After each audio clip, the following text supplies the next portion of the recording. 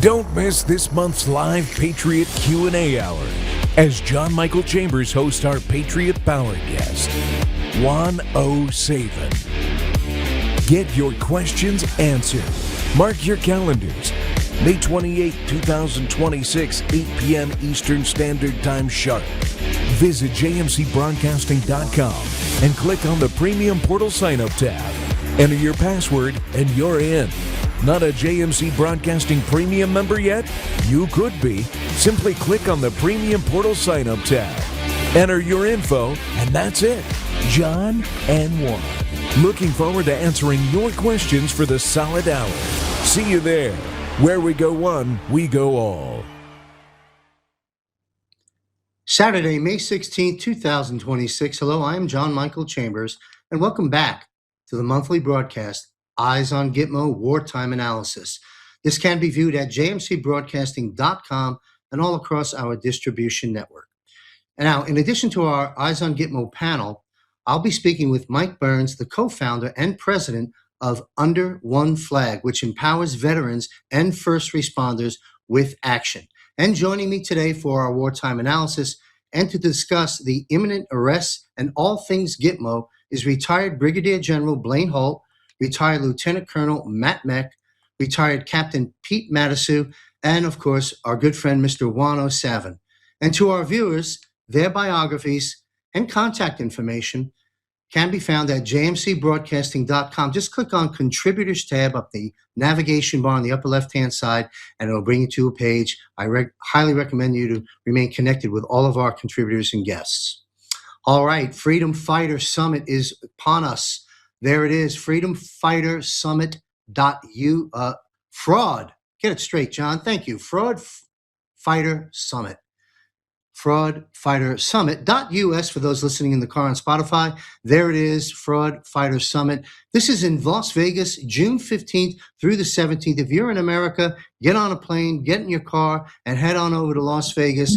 Spearheaded this event by Juan O. Saban and Mack. Get out there and meet the gentlemen. Power-packed event discussing fraud at every level and what can be done about this as we restore our constitutional republic, and justice is a part of that process. All right, important announcement, great news, great collective efforts from so many patriots and Attorney Peter Tickton and many others. Tina Peters received clemency, and as I understand, will be back on the streets of America on June 1st. We'll have Matt comment on that. Great news. And you know what? While there's still dangers ahead, and we've discussed this in previous Eyes on Gitmo episodes with our esteemed panel, and we still need to heed the call, there's so many good things happening. I think you're going to find this broadcast to be a breath of fresh air, in addition to some of the dangers that are still lurking around us. So, all right, I want to get into a brief monologue here. This just came into me this morning, and then we'll bring on Mike Burns and our panel guest.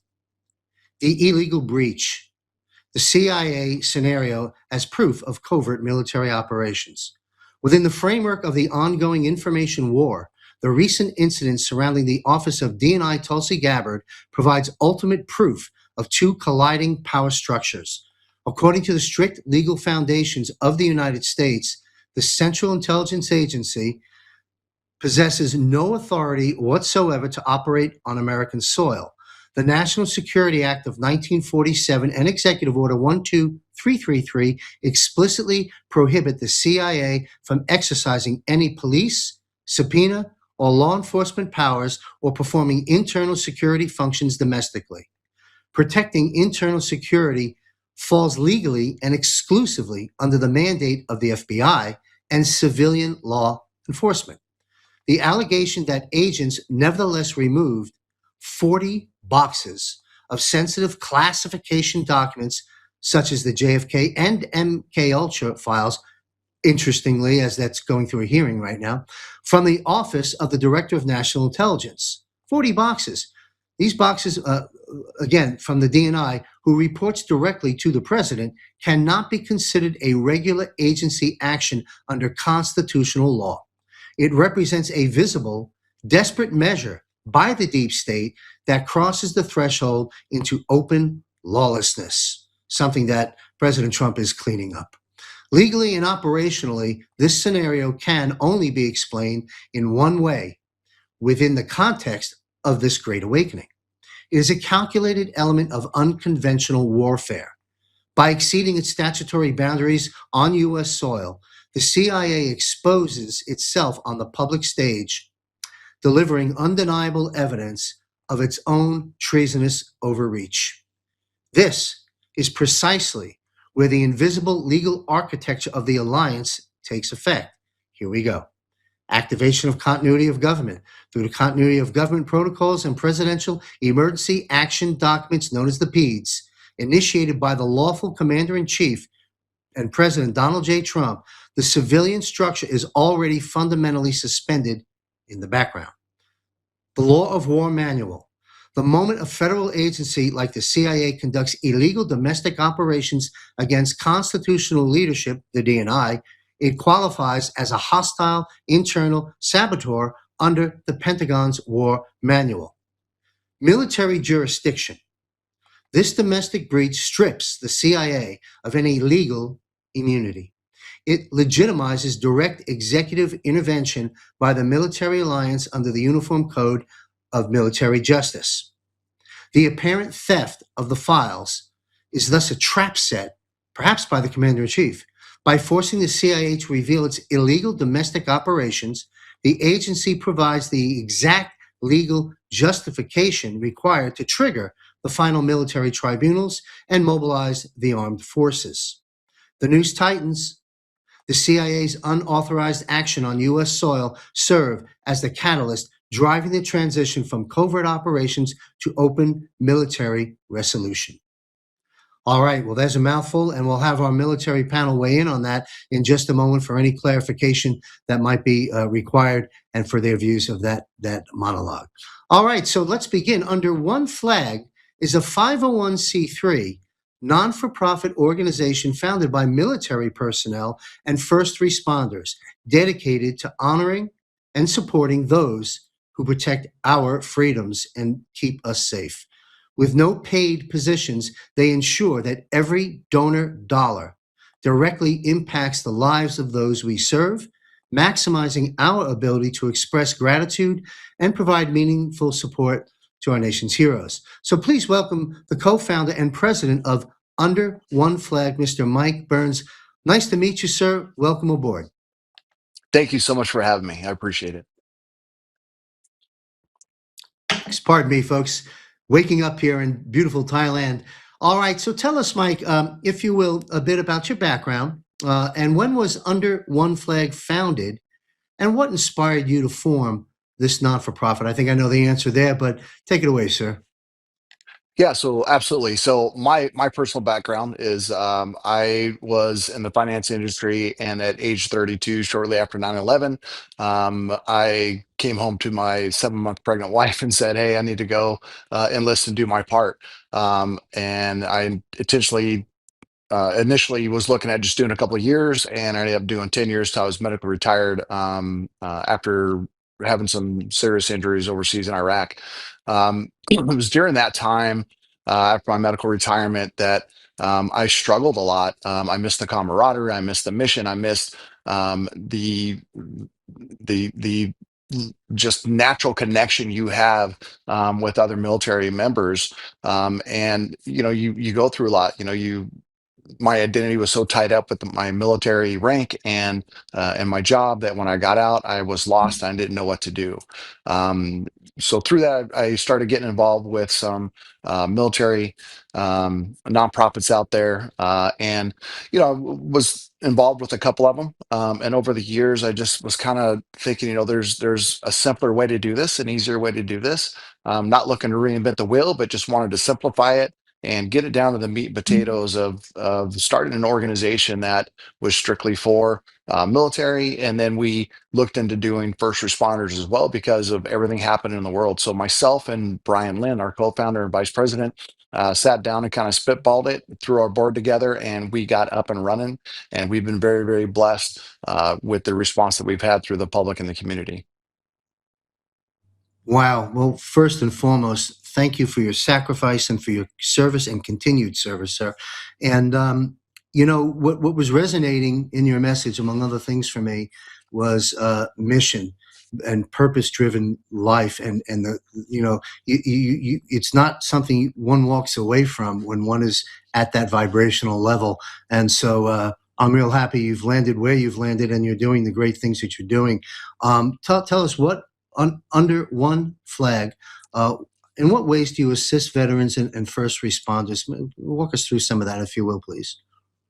Yes, we have a couple of different things that we do. One of the main things that we do, though, is we really focus on outdoor adventures, outdoor activities, hunting, camping, fishing, whitewater rafting. Basically, if there's any type of outdoor event that they're interested in doing, excuse me, we want to get them out and we want to get them involved.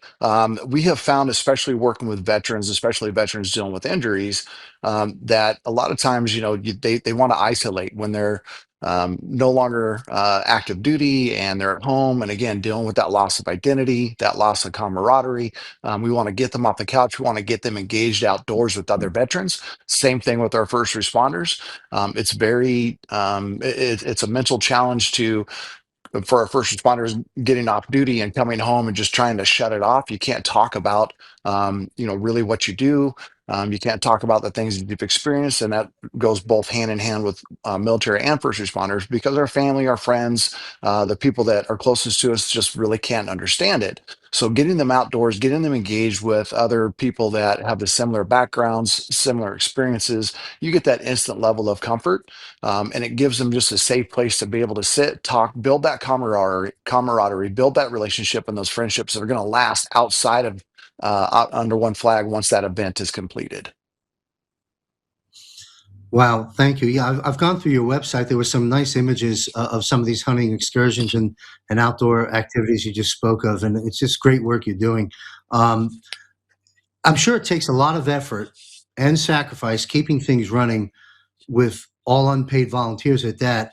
Um, does your organization right now, or at any time, you think in need of seeking any assistance from the public and or other vets and first responders to assist with your efforts in your operation? Yeah, absolutely. I mean, of course, this takes money, and it takes time, and obviously, time is money. But again, being an all volunteer force, no paid positions, every dollar goes directly to support our programs and what we do with our military and first responders. Every penny counts. Every penny that we come in counts. And we maximize those funds as much as possible. For example, we did three different hunts. We did military, law enforcement, and firefighter. We took them out on a ram hunt, trophy ram hunt here in beautiful West Texas, and out of pocket, that cost us around $1,500 for all three of them to attend. So we're maximizing our funds as much as possible. If somebody's interested in getting involved, whether they want to do a sponsorship, a donation, or just get involved and volunteer some time, or if they know somebody who could benefit from being a part of Under One Flag, go to our website, check us out. There's a place where you can go and leave us and send us a message through our email. You could sign up for our events or just kind of check us out. If you got any questions, reach out to us and let us take a moment to answer those questions and hopefully bring you guys into the fold with us. Very important, and I'm hopeful and believe that a lot of folks, as I start to get the message out on my platform, hopefully you'll be getting a lot of participation in terms of donations of the financial means, as well as people coming aboard and helping in any way they can.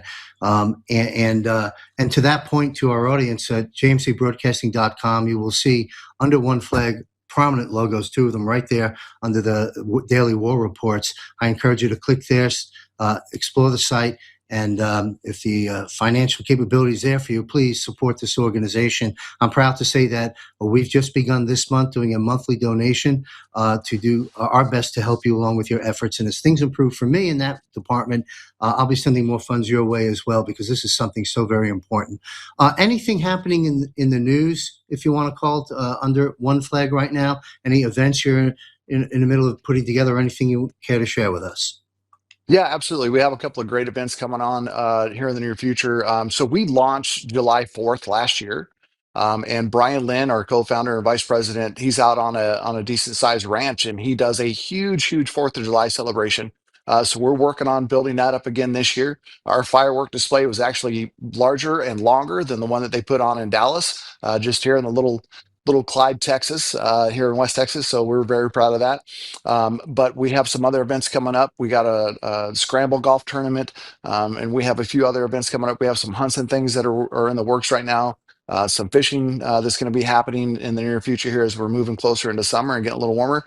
But yeah, we got a lot on our plate. So follow us on our Facebook page, follow us at our website. As we update these events, and if it's something that you want to take part in, if you're military first responder, if you know somebody that might be interested in it, please share our information. And if you just want to help out, like I said, every penny counts. Doesn't matter how big or how small. Just knowing that every amount that comes in is being maximized and going straight to support our heroes here in our nation. Thank you very much. And that is so important. Again, folks, it's a 501c3, a not-for-profit, unpaid military and first responder staff helping military and first responders. You can't think of anything better than that. And as our president say, we love Texas. We love Texas. Amen. And God bless Texas. And we certainly, you bet, Texas, one of our great states. So listen, Mike, thank you very much. Let's go back, pull up the website again to my producer. There's I believe the homepage, the donation. You can scroll down, just put a pair of eyes on that. There it is. Go to the homepage, whatever is within your means. Go ahead and click on what works for you. Those capabilities, set up a monthly, but please do help support this foundation, this organization. I can't think of well, there are many things we can do. We're helping the children. We're doing a lot of things, but these veterans and these first responders, without them, we don't have freedom. We don't have a country. So let's give it back to those who've earned it and deserve it. Thank you very much, Mike Burns. We'll have you back periodically on other broadcasts that I have to get you introduced, full spectrum to our wide and growing audience. Thank you, Mike Burns. Great state of Texas. All right. Let's take a look at where we head now. Where are we heading now, John? Let me see. All right. Well, let's bring on our panel. There we go. All right.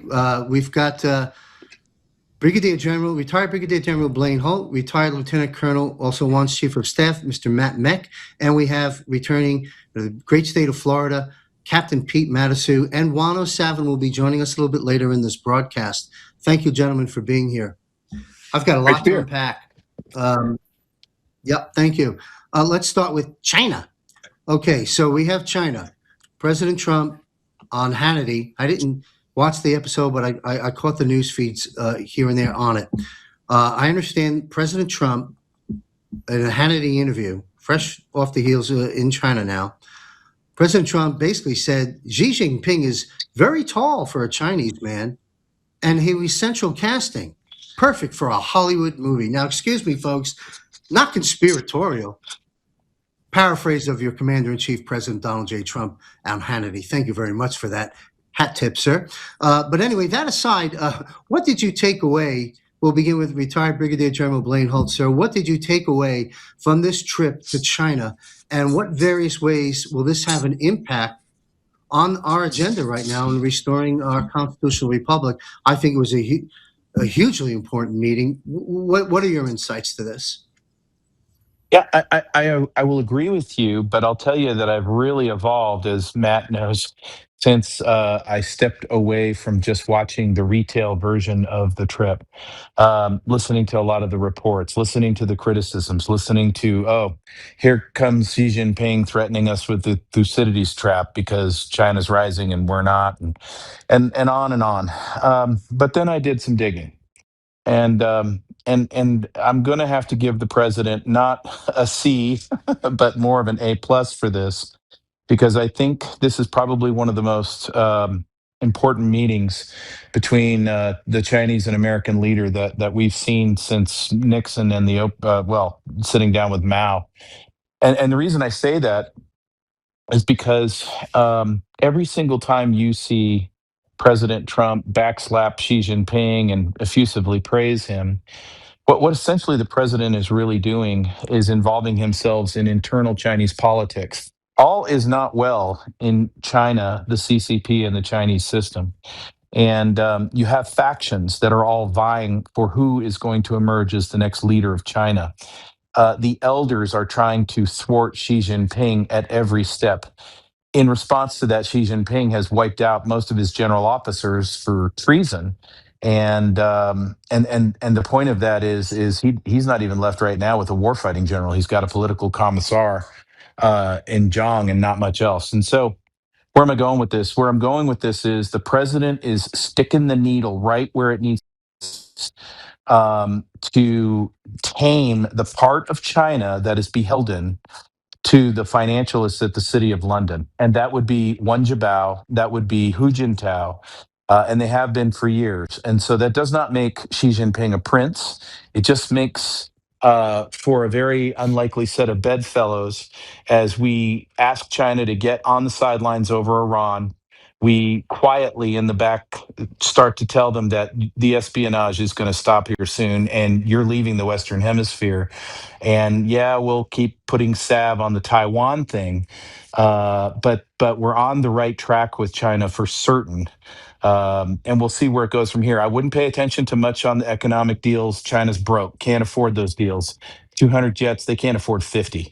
And how do I know that? Well, the Politburo just put out 2 weeks ago a whole set of new economic regulations, which is going to essentially steal what's left of whatever wealth is left with the Chinese people, destroy private business, run up the credit card even further, and shield more CCP members from corruption. And so they're all scattering, but just like the Straits of Hormuz, this blade is not aimed at Beijing. This blade is aimed at London.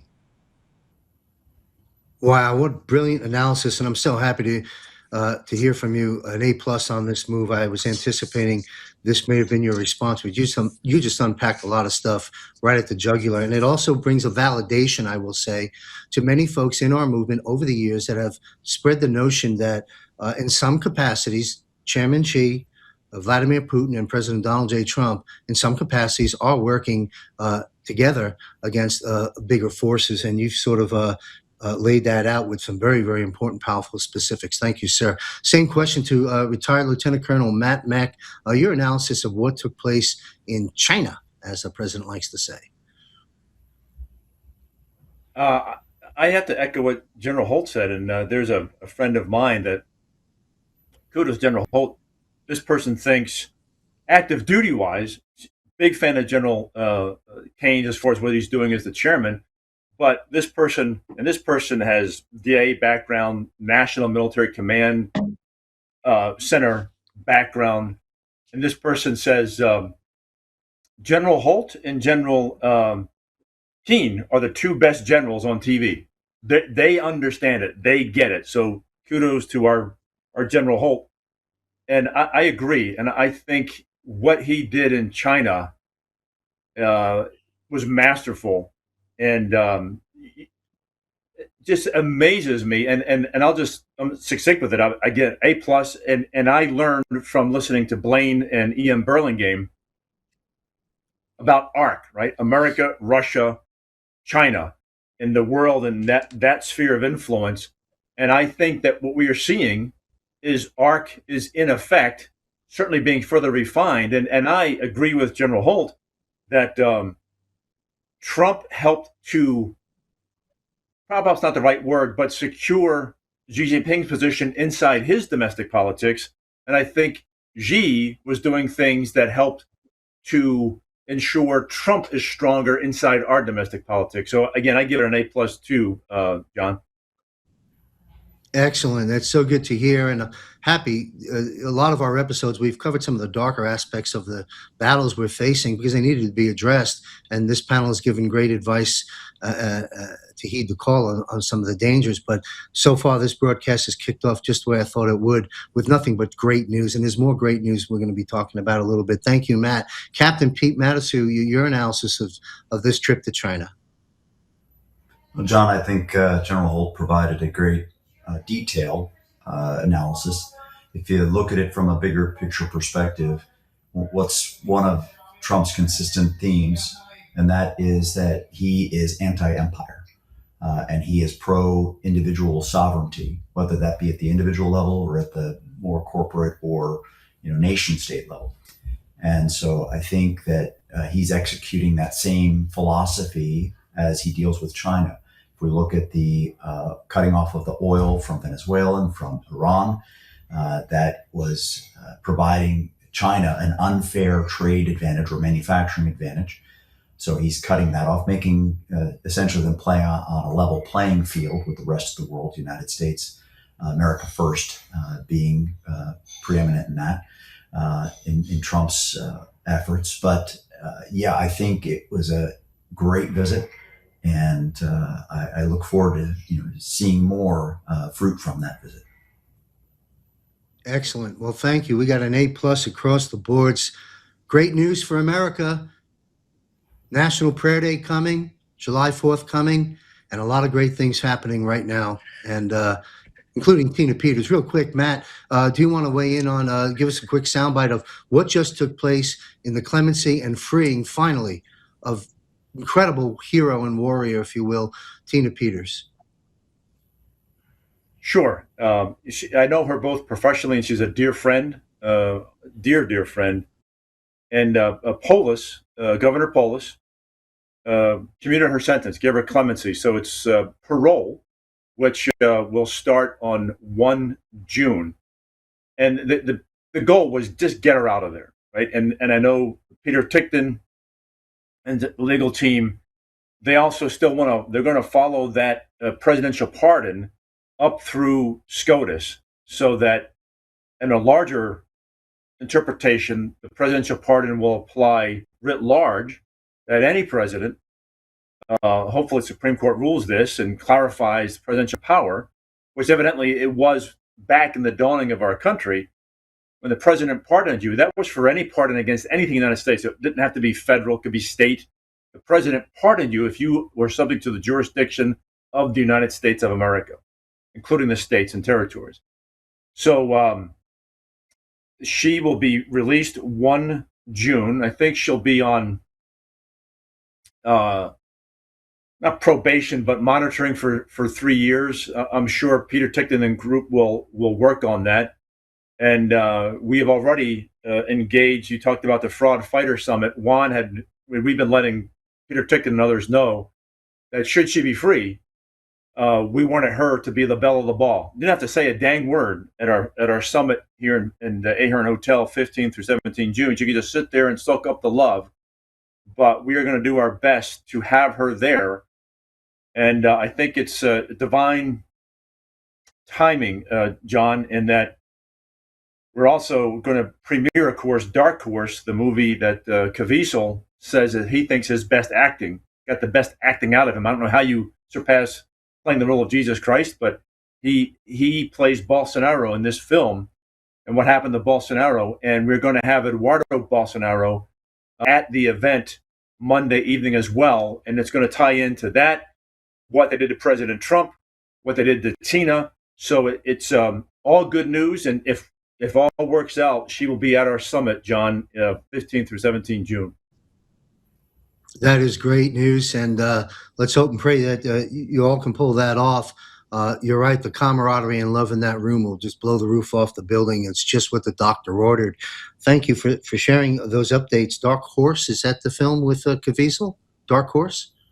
Dark Horse. It's the movie about President Bolsonaro. Excellent. Thank you. All right. So I'm going to take us through another subject here.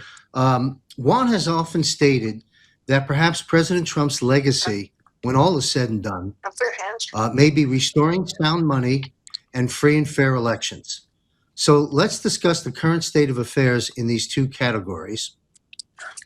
Elections. We've got a hot mic to our producer. I think it's Sandy. Anyway, let me back up and see where I'm going with this. Again, yeah, Juan has stated the legacy of Trump may very well be restoring sound money, which we're in the process of doing. Not done completely, or maybe, I don't know, as well as restoring free and fair elections, another work in progress. We'll begin with the economic and financial related aspect of that. Retired Brigadier General Blaine Holt, do you care to comment on these two points? Yep. Look, if we're going to go to sound money, there's no time like right this second, because you've seen a lot of reporting in the news about frothy bond markets, a shadow private banking crisis.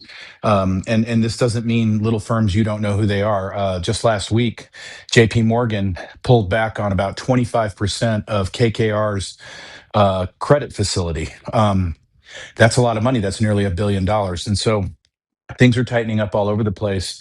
But where I would direct everybody's attention as the canary in the coal mine is yesterday, the bond markets went absolutely bananas. The 10-year long bond or the 10-year mid bond was up 13 basis points. That's historic. It's happened before. It happened in 2008 and went up that fast. But if you look at every single chart, financial chart, macro chart, your Federal Reserve charts, and overlay them with the 2008 timeframe, they're looking eerily similar. The reason they are is because of the nutball of this debt, this shadow banking, private banking, off-book debt crisis that is up into probably between 30 and $42 trillion. No one knows for sure because of undeclared stuff. But I want to link this to a geopolitical fact. You cannot take out the City of London and the financialists and the globalists as a sovereigntist without getting at this and without going after their money. And President Trump did that when he went after the cartels first, dried up money laundering, hammered money laundering under Scott Bessent in the Straits of Hormuz, destroyed the Lloyd's of London monopoly. 7 banks sanctioned. One is basically going to be out of business. That's Ember in Switzerland. And so you see the attack vectors coming. Well, you can't just leave the American public to pick up the pieces in a global financial crisis. So what I estimate, and here comes the speculation on my part, is as the bond market goes nuts, I think we're probably going to see some sort of cutover into the treasuries, stable coins, a lot of the concepts that Scott Bessent has been talking about, which may re-underwrite the dollar. I don't know how clean it'll be. And when you do something like this, when we change a money system over without a big war, I don't think we've really seen that happen. World War I, World War II, our Civil War, the Revolutionary War, and what was going on in Europe with refinancing all follows this pattern where the globalists run out of money, they run out of collateral, and they start a big damn war. Well, it's not happening this time. So it's really up to President Trump and Scott Bessent and their team to move us as safely as possible into a new system. I think we're on the eve of seeing just that. Thank you. I'm going to stay with you, General Holt, on some follow-up on that, and then we'll take it through the panel. I also we see recently Powell's out, Kevin Warsh is in, and again, the president published on Truth Social probably a month or so ago. Kevin Warsh, I love everything about him. After all, he is central casting. But I find it odd that Warsh will be the 17th Fed chairman. 17th. I mean, you can't make this stuff up. It's just a coincidence. I don't know, but yeah, at least he's not the 33rd, right? Yeah, you bet. And 17th, in my opinion, probably the last one, as the Fed is losing its control. It seems to me, General Holt, the Federal Reserve and the IRS, for that matter, have been already dismantled, or certainly are being dismantled, by returning sound money back to we the people and doing away with many taxes, tax on tips we hear about, tax on Social Security, tax on property, and mainly income tax itself. I'm going to continue on setting the stage here on the economy and have you weigh in before we talk about the elections. Then we'll take it through the panel. March 26th, as this panel well knows, Treasury Department did, I'll call it a press release.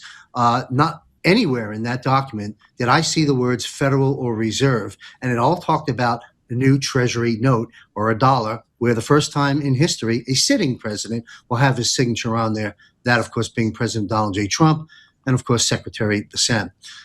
We have the central banks. I'm setting up a lot of dots at the board here to turn it over to you, sir. Central banks, we got the naked short game coming to an end, catapulting silver and gold. I know it pulled back heavy overnight, but that's part and parcel right now. Q, in my opinion, the greatest open source military intelligence operation of our time, stated, and I'm almost quoting, gold will destroy the Fed, many years ago. I believe we're seeing that now. And then lastly, there's the world of crypto you touched on, the QFS, the Clarity Act, about to make it to the president's desk. The oil dynamic has changed. As you said, you severed everything, emptying to the coffers and control from London.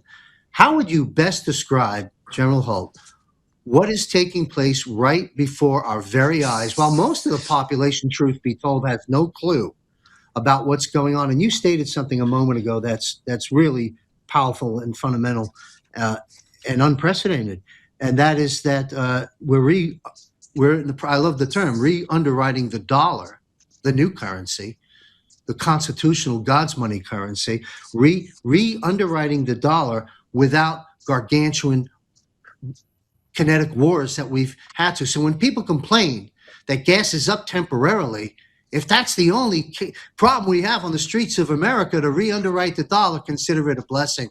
I just unpacked a lot of things there with Wash and all that. What are your views from a 40,000 foot view? What is actually taking place here that most people, with all due respect, don't have a clue about? Well, they might not have a clue about it, but I'll tell you what, everybody who does have a clue about it owes the American people grace. Everybody comes to their awakening at their own time. Many of them are going to get to this awakening with a lost job very soon. And it has been happening throughout the year. We have negative job growth. The jobs we are seeing are not good. We have globalist tentacles all throughout our economy. We see rampant abuses in H-1B visas, taking people's jobs who earned them fair and square. And so what I would say is the task of President Trump and his team is mighty. And we may not get it all right because this has never really been done before, is to right the ship after we were taken over by the financialists in 1871. They started our Civil War for us with nefarious operations under the Buchanan administration, and then underwrote the backside of, like they do everything. They bet on both sides, they profit.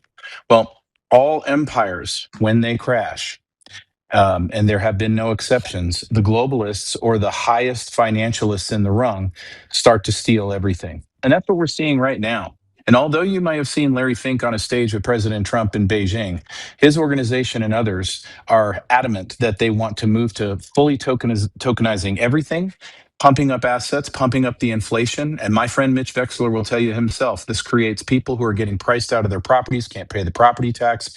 And we have a 42 million households at risk of foreclosure right now in a $5.2 trillion theft scam.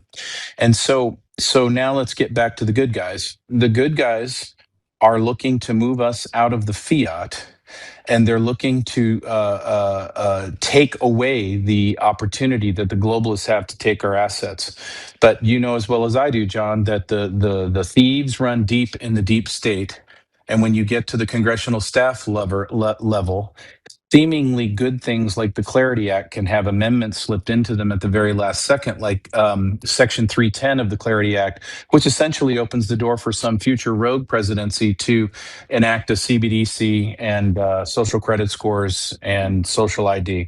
And we also see rogue organizations run by folks that right now are very, very admiring of Trump in many different ways, and that is your technologists. Everything from these AI data center folks, the tech oligarchs, the Flock people, the Palantir people, they all want mass surveillance. If you tie that to the other systems, well, then we'll be post-Constitution. And so at some point, what I expect, if we're going to take an honest run at returning sovereignty to the American people in their wallets as well, and reestablishing the Constitution, the real one, as the law of the land, then those players around the periphery, even if they seem to be close to Trump at this point in time, will have to be dealt with in some fashion or form. And so I think we're on the right track. Certainly, this system is at its end, it's terminal, and there is no way around it. And then the only thing I would say is not everyone is convinced of that, because not everyone is awake. Right now, they're reading headlines that they better get worried about hantavirus and lockdowns. And so I would, as an American in your communities and neighborhoods, show grace. Just because somebody wasn't smart enough to buy that silver coin because they could, or that gold coin, or have some other means of earning a living in a very turbulent period, doesn't mean that they don't merit your grace. No matter how bad they stuck up for BLM and all the other happy crap in 2020 when we watched our country come under great siege in this World War Next environment, and that includes COVID. Great analysis. Thank you, sir. Last question. We'll take it to the panel. General Holt, I know we're not date specific. We're more event driven, but we do have two specific dates here, which I'll talk about. We have May 17th, just a day or two away. Redirection through prayer back to God, which is what founded this nation. We have the July 4th. We have a new currency. My question is this, and I realize it's a crystal ball question, but there are a lot of folks that I have a lot of respect for that have indicated they believe on July 4th, one of the big announcements our president and commander-in-chief will be making is the issuance of this new currency. Is that going to be, in your estimation, as soon as July 4th? Isn't that, or is that something that's going to be more of a longer time frame before we've transitioned? I think if you expect anything? I think if you got a correction in the markets, a serious one, 50% or more, you would see them not worry about July 4th, that whatever they got planned, they got to go with. The other part I would say is, I would include in your list of things that we should see happening, and I'm going to be a broken record from previous broadcasts. If we don't get to this season of accountability and a full roundup that doesn't depend on the slow grinding wheels of the DOJ, we're going to be in real trouble by mid-July. And I hope that what we're going to see we see little bits on the periphery, but we need to see mass accountability with processes and functions, hence the name of your podcast. Absolutely. Thank you for raising that. And I'm going to take us there in a follow-up topic in just a moment. Thank you, General Holt. Mack, you've been listening to the dialogue here. What's your 40,000-foot view analysis to this whole economic shift? And that Juan has told us, I don't have the quote in front of me, but, of all the things that we've endured and all the things that have among the greatest challenges, which General Holt pretty much concurred, re-underwriting the U.S. dollar without a kinetic war. What's your view of all this economic stuff? Because quite important. It is, and I would invoke two things. One is a dear friend of mine, actually lives close to where Pete lives, and his name is Steve Hertzberg. Back in the day, he started Volt Watch after the 2001 election. He then became Election Science Institute. This man has forgotten more about election integrity things than some of us even know.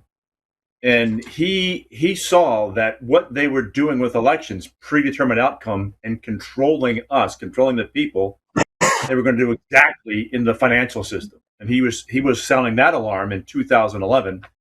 After he had really understood what they were doing in the election system. And I would echo what General Holt said and just put it in simple Marine Corps terms, and the three of us are all pilots, we understand this. What President Trump and his team, Dissent and so forth, are trying to do, I think, John, imagine you're flying an aircraft, you're flying an airplane, and you're trying to repair and make better the airplane while you're flying it. You can't land it. You can't stop it. You can't bring it into the hangar and call a timeout and get your night crew on there to get a lot of maintenance miracles done. You got to do it while it's still flying. Juan would put it in the terms of you got to maintain whole speed, like on a ship, so it still has direction. Well, this nation, this economy, still has to be moving while you're doing this. And God bless him, because as General Holt said, and I think Pete said, he's threading this needle on how do I do this, and how do I do it without crashing the plane as I'm trying to repair it in flight. It's not an easy thing, John, and so far he's doing it. I'll just echo. General Holt talked about Mitch Wexler. He also is going to be presenting in person at our June summit, and you're seeing the healthcare fraud, the Act Blue fraud, the hospice fraud, pales in comparison. They're talking billions. As General Holt indicated, minimum, I mean, verifiable receipts, you have 5.2 trillion in fraud with bonds, right? Bonds. And if you look at that with member banks of FDIC having to have 60% of their reserves in bonds, it could be as much as $17.1 trillion. Even Bannon agreed with me. The fraud that will put us belly up if we're not careful is the bond fraud. And again, everybody get on out there to Las Vegas, June 15th through 17, and learn about what's going on and how to combat this. Matt, that was a great analogy. Thank you on the aircraft flying midair and having to be repaired at the same time. You know, I'm sure everyone on this panel has a copy of the book Art of War, and I think we should add underneath the author Sun Tzu and Donald J. Trump under the Art of War for being able to pull this off. Of course, we're not out of the woods yet, but unbelievable. Captain Pete Matsu, thank you for your patience. Your view on this subject at hand. Well, John, I think that a couple of points I would make in addition to what General Holt and Matt have said is, one is that why is it so important that we have sound money? Well, because money represents the fruits of our labor. It represents the in a spiritual sense, our very essence, what we have been gifted to do. We are able to do these things, and that translates to into something called money, a value, right? So if the scales are dishonest, and dishonest scales are an abomination to the Lord, then that we have a serious issue. And in fact, I would submit, I mean, look at the very word bond, right? Bond and bondage are have the same root. So you look at the many ways that we have been subjected, and I think the American people, and for the most part, I was for many years completely blind to how we have been put in bondage or in slavery. The very term mortgage, death pledge that we sign our own death pledge. Interesting they chose that word, but it all relates to money, and how do we get out of that, right? If you look at the importance of the sound money, we have the concept that trying to fix the airplane when we're flying, as Matt said, and get us from a fraudulent system, an illusion system, to a sound money system, right? While we're flying, it's going to be bumpy. And I think the American people need to, and the audience, I hope, will expect that. And as General Holt said so well, we have to have grace for those who haven't seen the light quite yet, and maybe haven't prepared as much as some of us have. But in that is an opportunity, right? It's an opportunity because money magnifies, right? The very essence of who we are when given more, right? Are the how we behave is going to be magnified. So I would pray and hope that people who have prepared, when they see people struggling, as General Holt again said, people may lose jobs, that are we there to help? Or are we focused solely on ourselves and what we've stockpiled? Or are we going to have the heart to help those around us in our community? Because that will defeat the enemy. So important and so well said. Thank you, Captain Pete. And I love how you break down the derivation of words. Words have meaning and they matter. Bond, bondage, mort, gauge, death, pledge. Folks, we've been debt slaves from the cradle to the grave by design. By the way, to the point of General Holt and Captain Pete, speaking of the grace that we need to display to those that are awakening to some of the problems that are coming our way. I have a show, just to plug this in real quickly, this audience may not know about, every Wednesday live at 8:30 p.m. Eastern, where I bring on some military, but by and large economic experts, where we discuss the dangers and the opportunities through this transition. For those that do have assets, what they need to do to safeguard them. Now, we don't give specific advice, but we speak in terms of education, information, and concepts. Anyway, wealthcoachuniversity.com, 10 free video modules there. I encourage everybody to go there. But anyway, thank you to the panel. Now, here we go. Hey, we touched John, on this. Can I ask? Yeah. I was going to say, if I could add one thing, and it's somebody that E.M. Burlingame, I mentioned him earlier, that General Holt introduced me to. Interesting background. I mean, financial background, military background at a older age than most would go into the military. Great thinker. He had a concept that I think really pinpoints this. He goes, the battle we're in, it's against the forces that think or fight for the individual being sovereign, and those that think debt is sovereign. And I think that really sums it up. No kidding. No kidding. Yeah, Thank John, you.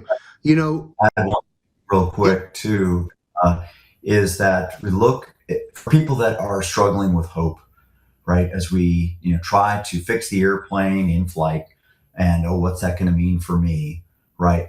I firmly believe, this is my view, everybody should pray about it on their own, that God is in this. And why? Well, you look at things that are just too coincidental to be a coincidence, right? For example, we talk silver. I'm a physics guy, right? What's the atomic number of silver? 17. What's the symbol for silver? Ag, 17. What's the atomic mass of silver, right? 107. So you look at these things and you can't make them up. And then when you factor in the biblical perspective, right? A slave was sold for 30 pieces of silver. Jesus was sold for 30 pieces of silver. Incredible. Well, thank you so much for weighing in. Anybody else have inspirational weigh-ins? Interrupt me at any time. Thank you, sir. Several episodes ago here on the Eyes on Gitmo panel, I wanted to tap into UFOs, and we launched the question with Blaine, but we ran out of time. Well, let's spend the next 5 or 10 minutes on this now, because our commander-in-chief has taken us there. UFOs. It's my understanding that these files have been there since Eisenhower. Every president has had access to these top secret security files, Area 51, etc. But I have a viewpoint on this. Disclosure isn't just about the aliens. It may take on, as you think through this, take on the challenges of everything we believe about God, the Bible, and reality itself, as we come to learn of other existences beyond this planet Earth. What do you make, General Holt, of this first tranche of information the president has put out? What do you personally know of concerning places like Area 51 and related matters that you're privy to share with us? Yeah, I think we have to start with the public. The public is not enamored by this. No matter how many mainstream news stories that come out, no matter how many interesting videos come out, the news anchors are 80,000 times more interested than their audiences on this, because Americans and people around the world are in this fight of sovereigntists versus globalists, and they're hurting really badly. And we see it every day. And so when you just got laid off from your job, you don't know where the food's going to come from or if it's poisoned. You're not sure if that tick that bit you is going to make you allergic to meat. You're pretty sure you don't want hantavirus, but don't know how to avoid it. Well, if ET shows up and says, "Hi, it's me," you're going to go, of course, who cares? And after talking to my friend Stephen Greer quite extensively, because he just ran the disclosure conference in DC, which really went quite well. Yes, we have. There are other life forms out there. There's no question about that. And maybe there'll be enough disclosure for people to kind of accept that. But where we need to dig deeper is in why is the government, most specifically the unelected part of our government, withholding information from us as some sort of self-appointed babysitter that's not elected and won't even adhere to the president's directions on this and previous presidents. That the president, I have heard an intel person say the president doesn't have a need to know. That's not the America that we set up. That's not what our founders set up. So the first arm wrestling that we need to do is the disclosure piece. And yes, we got a nice little appetizer and some interesting things, but from the folks that I talk to routinely, we are probably, if we did get all the information, my understanding is we're probably going to be very upset that there are technologies available to us that would create a world of abundance. And I'm really speaking about 0 point energy, that would create a world of abundance that would have us all furious, that we would all think back to our grandparents and the toils that they went through, all to put money in a gas tank to grow some food out of the ground when that abundance could have been right there. I'm hearing this, but time will bear that out. The other part, when we get to the biblical aspects of this, we may find new truths that don't contradict the Bible and our creation, but affirm every single lash-up of quantum physics to God that has been written about, talked about, and that there may be incredible affirmations, but that it will probably put some folks in some religions or different belief structures into a difficult position. And again, we get back to the pinhead cubicle warriors in DC who take it upon themselves to go, we can't have that because there might be a great war over this. And like our founders, I think that we need to adhere to first principles, the Constitution, respect our inalienable rights. See that little pun I put out there, and really demand that this is a self-governed people, and we demand to have the information, good, bad, or ugly. And then we also want to know about technologies that could be used to spoof aliens, because I can certainly see a deep state with its back to the ropes having to try to resort to some sort of microwave thought embedding or holograms or whatever they want to do. This is all stuff that's on the books. They've done it to Cuba. Why wouldn't they do it to us? And so I'm not going to jump into the tinfoil hat realm, but I certainly think that Americans can accept that we're not the only things in this universe. But we may want to understand our universe much better without the help of the cubicle warriors. You raised some great points there. It's a fascinating time we're living through, folks.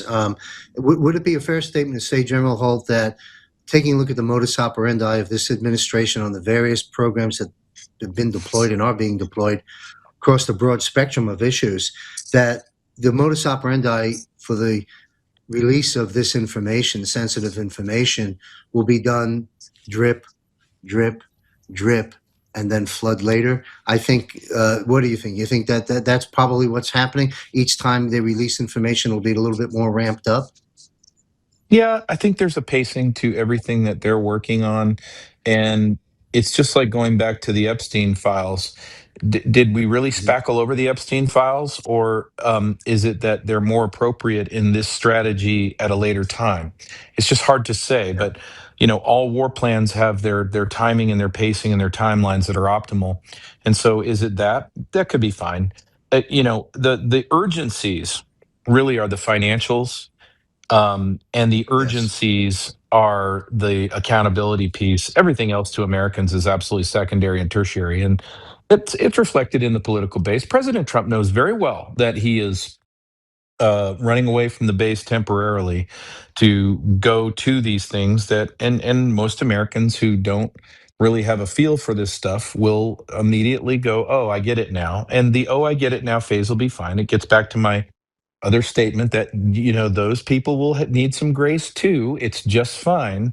But I think all things in good time. I just hope the administration's got a good sense about the clock on the accountability thing, and then I think all things are possible. I'm sorry, you may have cut out. You hope the administration has a good sense of what?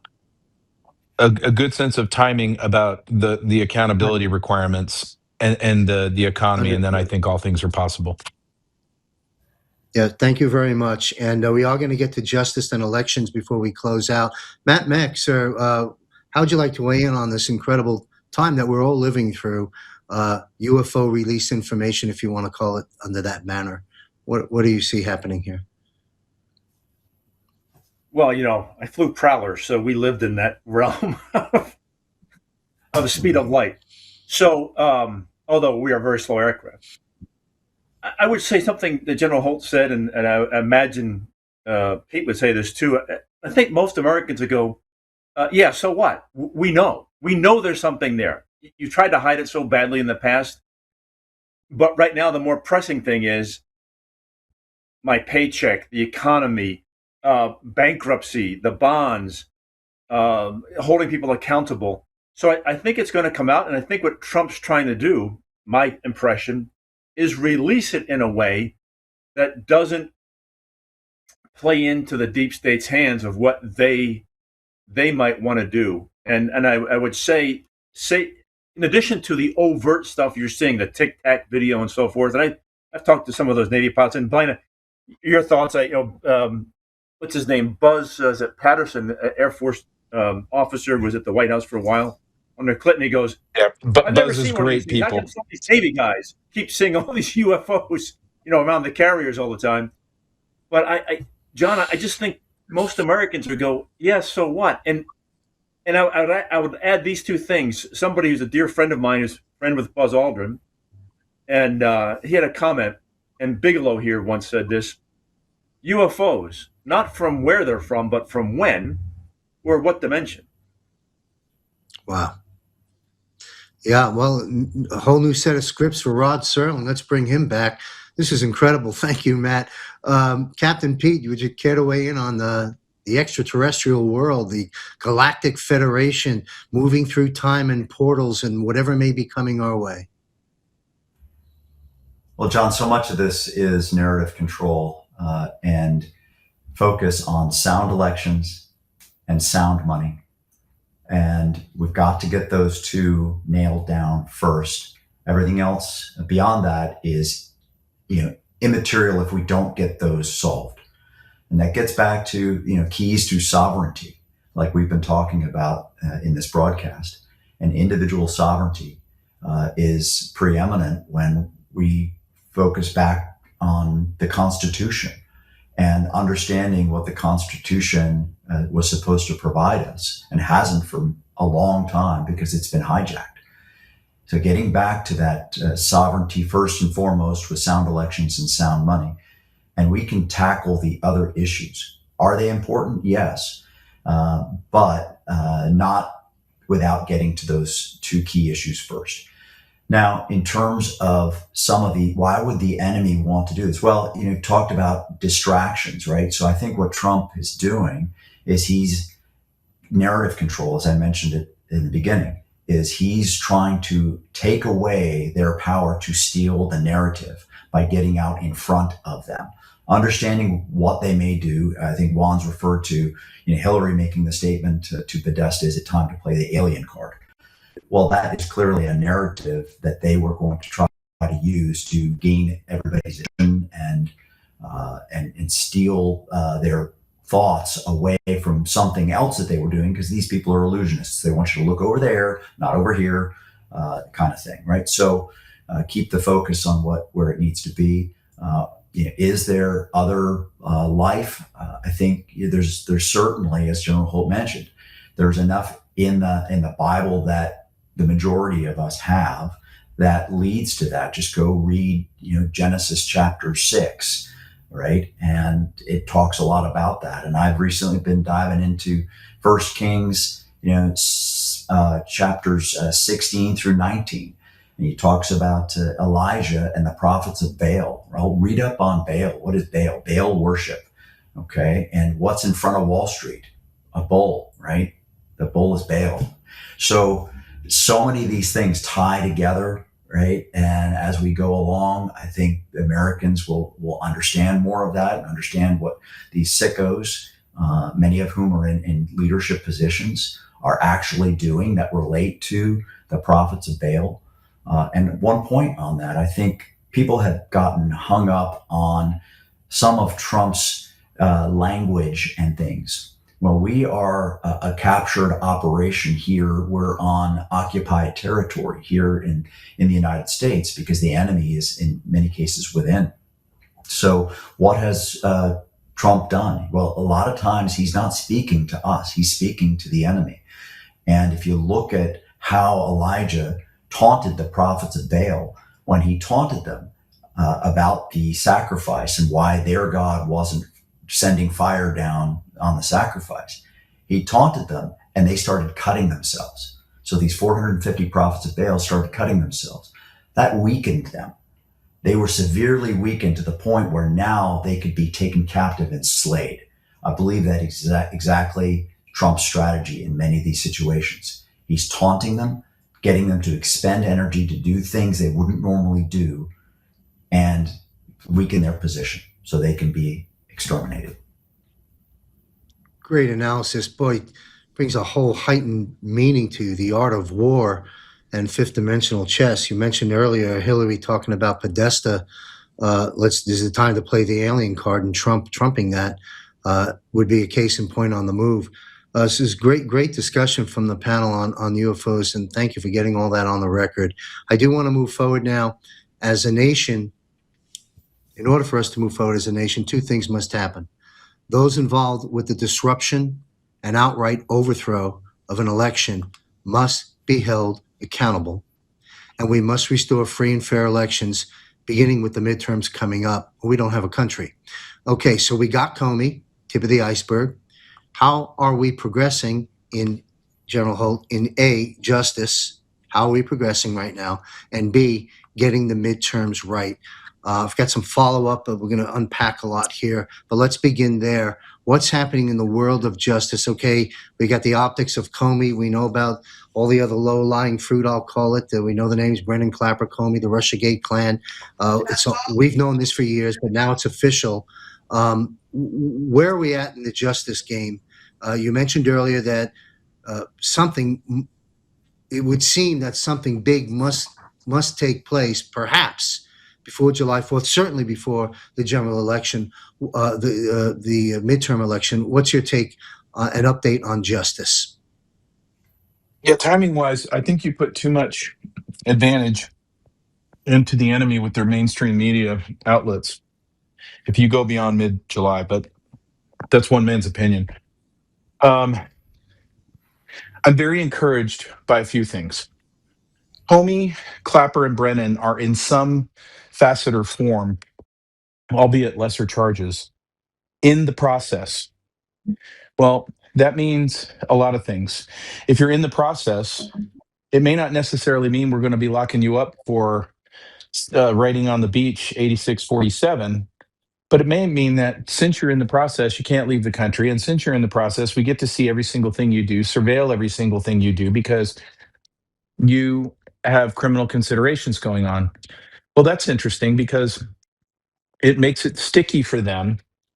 And they are key players in this. They're not senior leaders. They're not puppet masters. They're just key players. And key players are interesting because key players, worms like Swalwell, will always want to catch a deal. They'll always want to turn because these people, they're not even loyal to themselves. So where I think we are is, I think the table is set for something to happen of a grand nature. But to me, I can't see, and maybe Pete or Matt would have a different view or a different idea. I can't see a path to that type of accountability unless an emergency order comes out. The government is declared to be incapacitated, and the reason I say that is how many are co-opted, how many are blackmailed, paid off by foreign sources. How much of that would involve DC? Well, we've heard a lot of things from guys like Assange, Snowden, even Pam Bondi in one of her testimonies said if we really nailed down the Epstein list, 98% of the government would have problems. Okay, fine. The American people are, so be it. Well, there's something over the horizon that has my attention that could be a very good thing. And I don't know that I'm going to be right on this, but it is peculiar to me that the president called for um, a a pre-midterm convention of the Republican Party, not a pep rally, not a rah rah thing. Actual delegates going to a convention. But why would you need that if we already know who the primary winners are by that point in time and who's going to be in the elections? Why would you need delegates to come pick new candidates? Unless so many people were rounded up that we essentially did not have a Congress because so many people were being examined. So when you look at the Q post, to get to that, we have it all. Well, if we do have it all, then I could see something like that unfolding. But then let's look on the other side of this. If for whatever reason, the enemy makes classified quiet threats, there's kinetic action against Americans, terror cells, I don't know, ticks, Hanta, Ebola, whatever they throw at us. We just saw 2 days ago in Alabama under a reservoir, they found a bomb. How many of those are on American infrastructure right now? We already know about globally, you've got 45 oil and gas facilities, storage, and refineries that have been either destroyed or partially destroyed in the last 90 days. So if for whatever reason the attempt to do the accountability piece is blunted and it's not at sufficient volume and velocity, and this will sound very bombastic, but let it soak in and you might agree with me. If we don't get this done, we're going to lose this republic. I guarantee you. Thank you very much. A couple of follow-ups with General Holt before we take this topic of justice through the panel. Civilian versus military. I know it's on the minds of a lot of folks. Anthony Fauci, Bill Gates, and the like. No statute of limitations for crimes against humanity and treason, I understand. How busy would you say GITMO and other processing locations are these days? And what do you expect to come later in 2026 and 2027 concerning civilian versus military? And let's have a brief comment on the healthcare attacks against us and justice being served there. Well, if it's going to be civilian, the last indicted criminal will be indicted probably about the year 2446. And that's how slow that system would end up being. So that means you don't have those traditional means to you. It has to be a military way, and it has to be something that is of the velocity that nearly doubles the speed of what we saw in Nuremberg. But we're talking, people will go, that's grandiose, that's harsh, that's terrible. How could you say something so strong? These people are guilty of treason to the nation. They are guilty. If you go back to 9/11 and we walk through that garden, they're guilty of killing thousands of Americans. They have stolen trillions. And so before we get all weepy-eyed about a bunch of people being rounded up and giving them express service, I would say that our founders and during those days, oh, they were far harsher on folks that were treasonous, and justice was swift. Well, guess what? The military justice system is fairly swift. It's not without its kinks, and no system is perfect. But it's only our union. May as well save it. It's like I used to tell co-pilots who are a little freaked out by the loss of a couple of engines. It's like, hey, we got the rest of our lives to figure this out. And I would say the same thing for the nation. Hey, we got the rest of the time of the republic to figure this out. It's only our grandchildren. So I would say it's worth any expense, any punish or any suffering that we have to endure to reestablish self-governance in this nation and an adherence to the Constitution and a respect for our freedoms. Thank you very much, sir. Taking the same line of questioning to Mack, we're talking about justice, civilian, military. Are we making a lot of progress, and what do you see happening potentially before July and certainly before the midterms?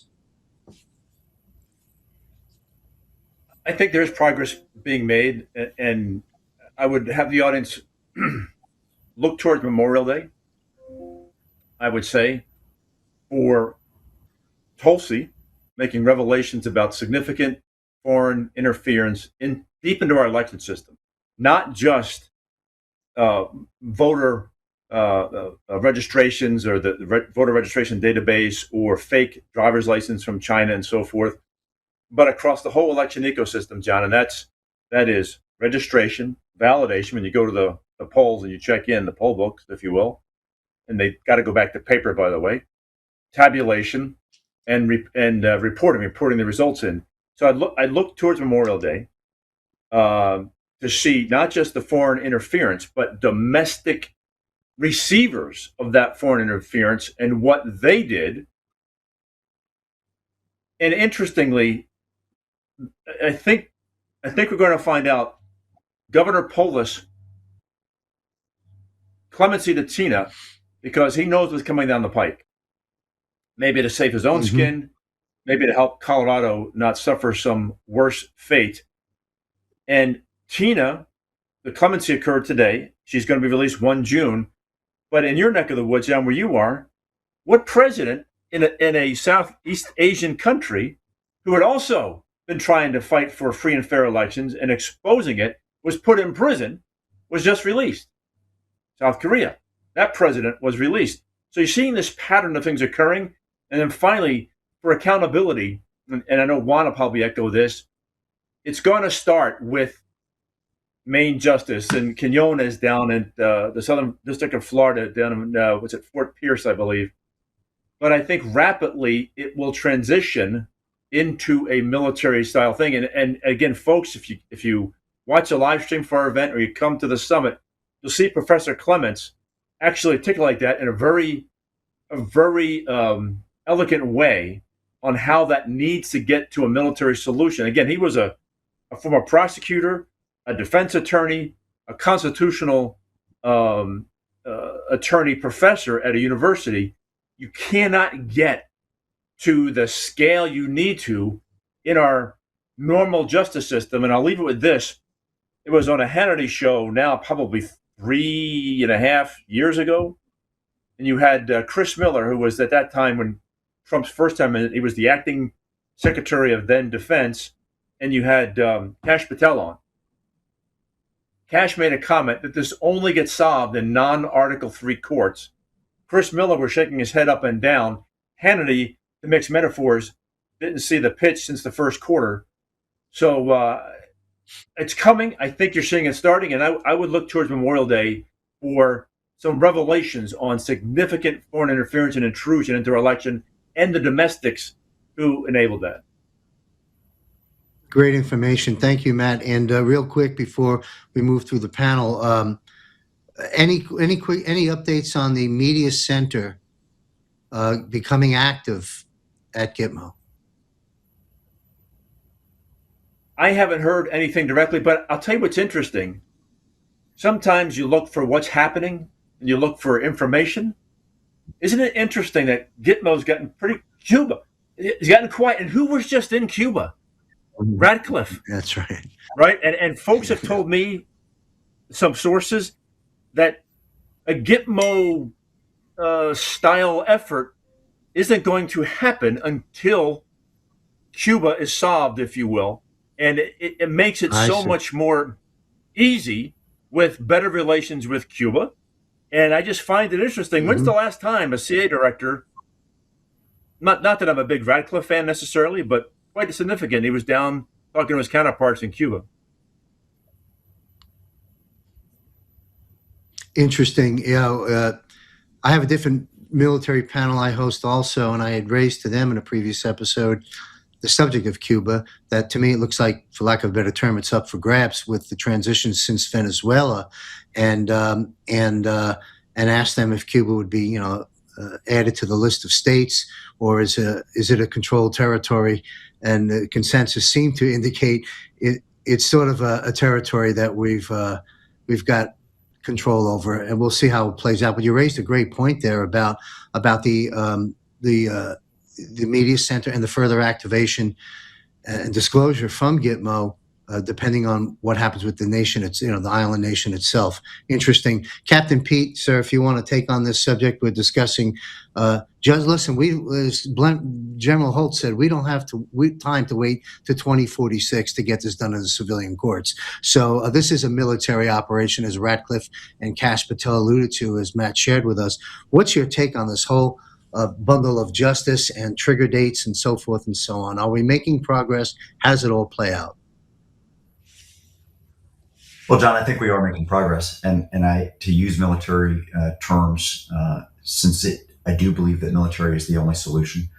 That typically what's done in building up a war plan is you have what's called a tip fit, or a time phase force deployment, where forces are built up in the region. There's an intel prep of the battlefield that's conducted. And all that is a lot of research, and it can seem very painstaking and slow as all that happens. But it's necessary. And then at the most opportune time for us, a rapid strike occurs. And typically in a rapid strike, you take down their eyes and ears first. Matt knows well about that, as the Prowler would go in and they would take down the radar sites, and other non-kinetic actions would happen to take down the enemy's eyes and ears and cripple them, so that when our forces go in, they're under the least a bit of threat. And I think the same thing is happening here. And I know at times I struggle with being impatient. When are we going to see something? When are we going to see something? But I do believe a lot of this is build up to a rapid strike. The other thing I think is important contextually, and I believe that a large fraction of our government is complicit. So with that, getting back to Matt's beautiful airplane analogy, how do you fix the airplane? Can you imagine somebody hanging off a wing doing 450 knots trying to fix an engine? It's almost comical, but that's really where we are. How do you address fixing our government with so much criminal behavior, happening in the ranks? Difficult proposition. So, in my assessment, a rapid strike is the only way to do it, clean and swift. Wow. Thank you very much. I hope our audience understands this esteemed panel and the decades of incredible intel and combat-related experience and so forth that this panel has. This is an important broadcast and should be listened to very closely. Thank you, sir, for that. We've got, is Juan O'Savin still with us, to my producer? Okay, if Juan returns back, we'll have Juan weigh in on this subject. Sure hope we can hear from Juan. But I need to move on just the same. So we'll go back to the top of the panel with, there we go. Okay, with General Blaine Holt. Okay, final question to the panel. We are clearly, and the theme has been woven out throughout, unavoidable. We are in a spiritual war between good and evil, between God and the demonic forces. How will this nation's call to prayer and rededication to God impact things moving forward as the 4th of July is now drawing near? How do you see this playing out, General Holt? Yeah, so Scripture's pretty clear on this. If a nation is not filled with repentance, it will fall.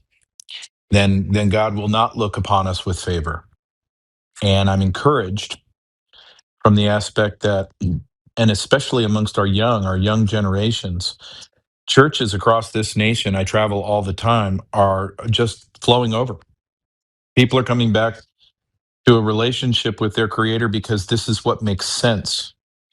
And, we talk all the time about this recent incarnation. When I say recent, I'm talking 300 years. The recent incarnation of the British Empire that really was the fall of Rome, that really was the rise of the Venetians, that really was the conquering of the Dutch and the Netherlands and the Dutch East Indies Company, that really was the 9 Years' War, that really was the British Empire and the financialists who have sought control and enslavement. And these people in this enemy, they are the most well endowed. They make Elon Musk look like a pauper. They are the 13 wealthiest families. There's more now. They have trillions, they have power, and they're used to wielding it. And they rig every game that you can rig.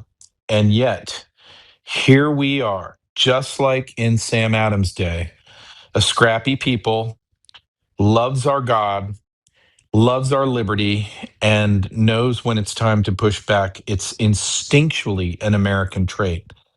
And we are many and they are few. And what I would say is it's very possible that this 4th of July, and maybe it'll take a little longer, but it's very possible that this 4th of July will actually be celebrating the true ending of the American Revolutionary War.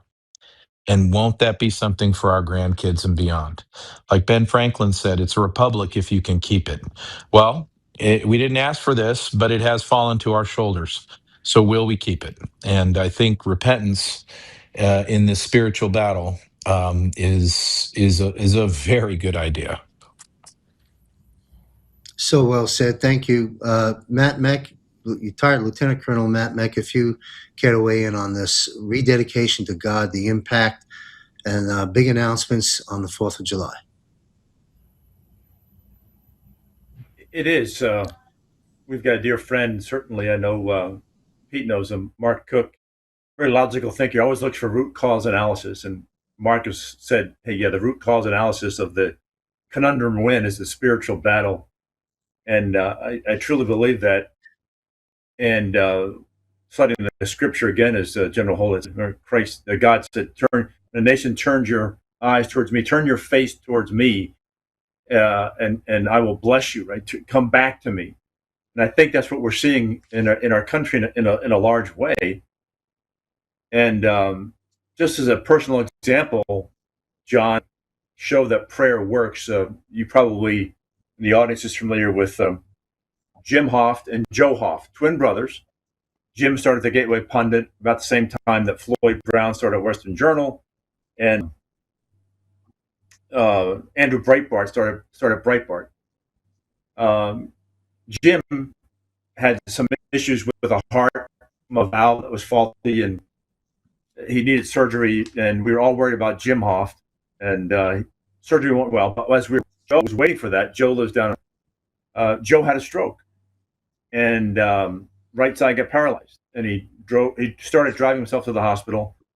Wife met him halfway there, and he got there in time. My point is, many of us prayed for him, for Joe Hoft as well. His brother's doing well from his surgery, the open heart surgery. That prayer has resulted, in my belief, and now Joe is leaving the hospital and the rehab center tomorrow. And he is 4 out of 5 on functionality. It had affected his right side with his right leg and foot. He's about 3.5 now with his right arm and right hand. He is right-handed. But he was on our call. We have a weekly coalition call for election integrity every Friday. It starts at 11 a.m. Eastern time. Joe came on, and thank God, he didn't have any cognitive damage, no damage to his, he'd be able to speak. It was just on his right side. And the vital signs are better than they've ever seen with anybody ever having a stroke. And he was choking up on the call because he said prayer works. Turning our faith, turning our eyes, turning our belief, our hearts back to God works in a singular way, John, and it works as a nation. Thank you very much, Matt, and we certainly wish the Hoft brothers the very best. All right, taking our final question to our final panelist, if you will. Again, to remind you, Captain Pete, how will this nation's call to prayer and redirection to God impact things moving forward as the 4th of July is now drawing near? How would you like to close this panel discussion out on that subject? John, it's been a spiritual battle from the beginning. I've been recently contemplating the fact that Satan was kicked out of heaven for rebelling. So the rebel was sent where? He was sent to the earth. When was he sent there? Well, he was sent there before man, us, were created in his image, in God's image. So he sent his very prized creation, us, into the very place that he sent the rebel. Interesting to think about that, right? And then he said to Adam, rule over the earth and subdue it. Every creeping thing, of course, The enemy came in as a serpent, a creeping thing. So it is our responsibility to rule over the enemy. Well, we don't do that in our own strength because we listened to the enemy when he said, did God really say? Right? We were deceived in that. And so, we've been deceived ever since. And the enemy hasn't changed his tactics. He's still a deceiver. So the key thing is, do we trust God? Do we believe what he says to be true is true? And that with the Spirit of God in us, we can defeat the devil. It is a spiritual battle, and it is a battle of eternal life versus eternal death, right? In accepting Christ. And it's not complex. All you have to do is look at the thief on the cross. The thief, and both Matt and General Holt talked about repentance. The thief on the cross, right, didn't have a long dissertation that he gave Jesus on all the things that he did wrong. Didn't detail them, nor did Jesus ask for him to repent for every single one of the things he did. Didn't even ask him about why he was up there on the cross. He simply said, today you will be with me in paradise, because the thief said, would you forgive me? That's all it took. And that is power. And that's the battle that we're in. It's the battle for the very souls of God's prized creation, us. And, a lot of the things that we've been talking about are manifestations of that battle. This battle is a spiritual heavenly battle, but it manifests itself here on earth in oftentimes very painful ways.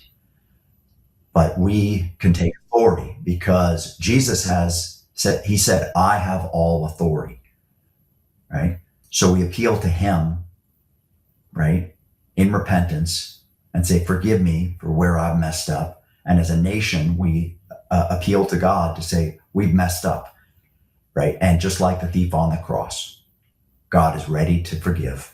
He is faithful and just to forgive us and cleanse us. And that's how we're going to move forward.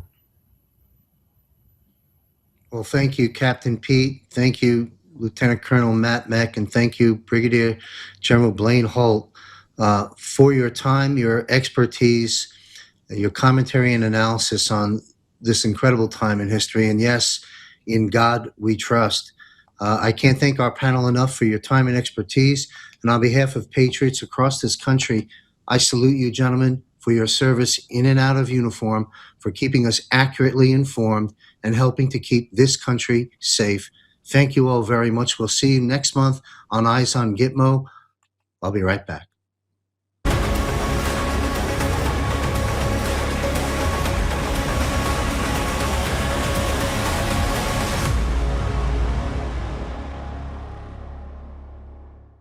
Don't miss this month's live Patriot Q&A hour as John Michael Chambers hosts our Patriot Power guest, Juan O. Saban. Get your questions answered. Mark your calendars. May 28, 2026, 8 p.m. Eastern Standard Time sharp. Visit jmcbroadcasting.com and click on the Premium Portal Sign-Up tab. Enter your password and you're in. Not a JMC Broadcasting Premium member yet? You could be. Simply click on the Premium Portal Sign-Up tab. Enter your info, and that's it. John and Juan. Looking forward to answering your questions for the solid hour. See you there. Where we go one, we go all.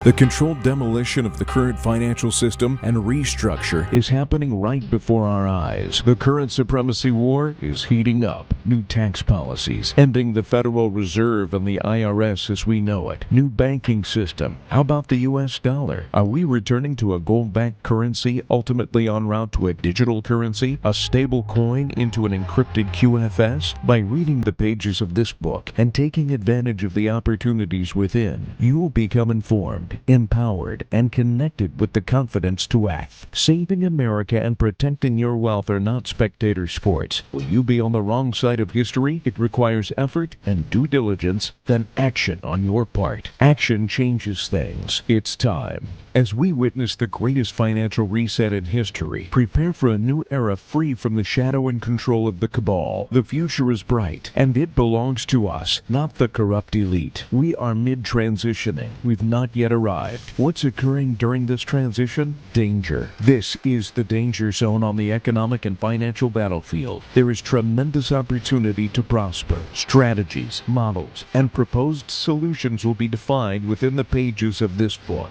This is indeed a must-read book which should be shared with others. The Global Financial Reset, Surviving and Thriving the Transition. Pick up your copy today of this 5-star rated book at Amazon.com.